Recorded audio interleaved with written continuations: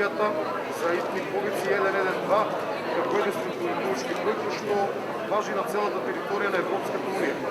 Наместо досегашните 192, 193, 194, 195, односно полиција, брза помошна предложена единица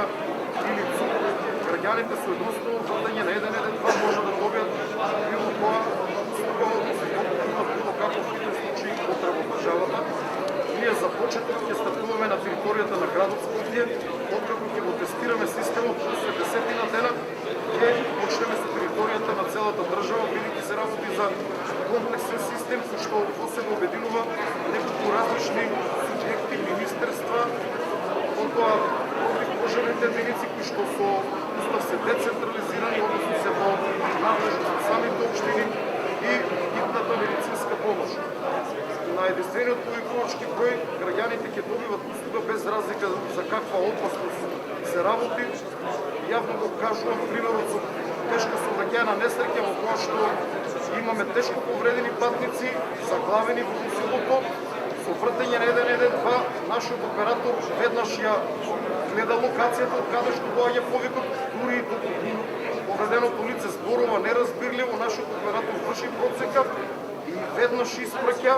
односно јавува во МВР, а МВР си имат командат и веднаш МВР испраќа полициска патрола,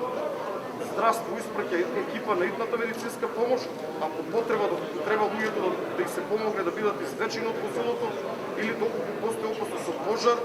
истовремено нашиот оператор ги известува и територијалните противпожарни единици во зависност од местото на кое што се случила несреќата. Нашиот оператор, значи во реално време веднаш ја гледа локацијата од која што го добива повикот, без разлика дали се работи за фиксна телефонска линија или мобилна телефонска линија, и со внесување на податоците во системот во компјутерот, со стискање на едно копче, истовремено овие информации одат на трите места, значи и во полиција, и во брза помош, и во противпожарна единица, со што во иднина на граѓаните ќе биде олеснено. Сакам да напоменам дека постоечките броеви ќе продолжат да важат уште најмалку една година, доколку граѓаните свртат 192, 193 или 194, ќе добијат потребната услуга, доколку барат брза помош, ќе добијат брза помош или барат полиција. Мислам дека е време да се почнеме дека што навистина ви кажете. А потоа вие ќе обвинувате дека ние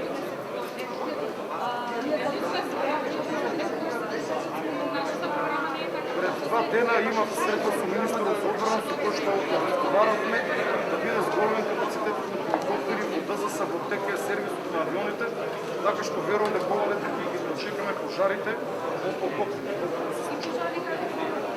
се разбира, работиме на целата